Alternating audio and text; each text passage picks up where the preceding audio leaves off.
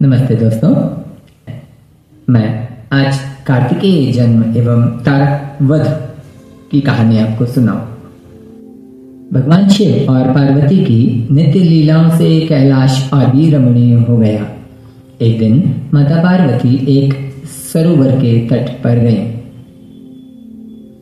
सरोवर का जल अत्यंत निर्मल और स्वच्छ था।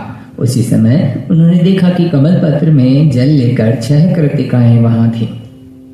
भगवती उमा ने कहा, देवियों, अगर आप लोगों को कष्ट न हो तो कमल पत्र में रखा हुआ जल मैं भी पीना चाहती हूँ। कृतिकाओं ने कहा, देवी, यह जल पीने के पहले आपको हमारी एक शर्त माननी पड़ेगी। इस समय आपके गर्भ में जो पुत्र है वह हमारा भी पुत्र माना जाए। ऐसा ही होगा। पार्वती जी ने तत्काल वचन दे दिया। कृतिकाएं परम प्रसन्न हुई। उन्होंने कमल पत्र में रखा थोड़ा सा जल उमा देवी को भी दे दिया। भगवती पार्वती ने उस मधुर जल का पान किया। जल पीते ही उनकी दाहिनी कोख से एक परम तेजस्वी बालक उत्पन्न हुआ। उसके 6 मुख थे। उसके सुंदर हाथों में शूल, शक्ति और अंकुश सुशोभित थे। सरकंडों के वन में जन्म ग्रहण कर वह बालक दिनों दिन बढ़ने लगा। वह अपने 6 मुखों से 6 कृतिकाओं का दूध पीने लगा। कृतिकाएं भी माता की तरह उसका पालन पोषण करने लगी। इस प्रकार कृतिकाओं द्वारा पालित होने के कारण वह बालक आगे चलकर कार्तिकेय के नाम से विख्यात हुआ।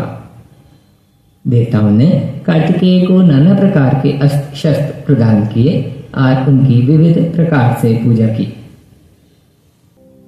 देवताओं ने भगवान शिव से अनुरोध किया, प्रभु, अब देवताओं का दुख दूर करने के लिए आप कुमार कार्तिकेय को आज्ञा दीजिए। शिव जी ने कुमार कार्तिकेय को देवताओं को सौंप दिया। कुमार कार्तिकेय देवताओं के सेनापति हुए। इंद्र ने तारकासुर के पास अपना दूत भेजा। दूत ने तारकासुर से कहा, असुरराज, देवराज तुमसे युद्ध करने आ रहे हैं। अपने प्राणों की रक्षा के लिए जो भी प्रयत्न करना चाहो कर लो। कुछ ही समय में कार्तिकेय ने देवसेना के साथ तारक के नगर पहुंचकर उसे चारों ओर से घेर लिया। कार्तिकेय का आश्रय पाकर देवता प्रबल हो गए थे। वे असुरों का संहार करने लगे। तारकासुर ने अपने सामने अनुपम बालक को देखकर कहा, बालक, तू युद्ध क्यों चाहता है? तू तो अभी मेरा बच्चा है। जा कहीं गेंद खेल। मेरे आगे आकर तू क्यों मरना चाहता है? कुमार कार्तिकेय ने प्रत्युत्तर दिया, तू मुझे बालक समझकर मेरी उपेक्षा मत कर। विषधर का नन्हा बच्चा भी मार डालने में समर्थ होता है। छोटे मंत्र में भी अद्भुत शक्ति होती है। दुष्ट, तू बहुत अत्याचार कर चुका। अब निश्चय ही तू मेरे हाथों मारा जाएगा।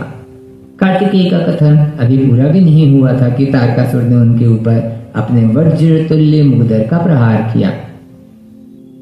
कार्तिकेय ने अपने चक्र से उसे बीच में ही नष्ट कर दिया। पार्वती नंदन के सामने असुरों के सारे अस्त्र शस्त्र निष्फल हो गए। असुरों की सेना तितर बितर हो गई। पृथ्वी पर रक्त की सरिता बहने लगी।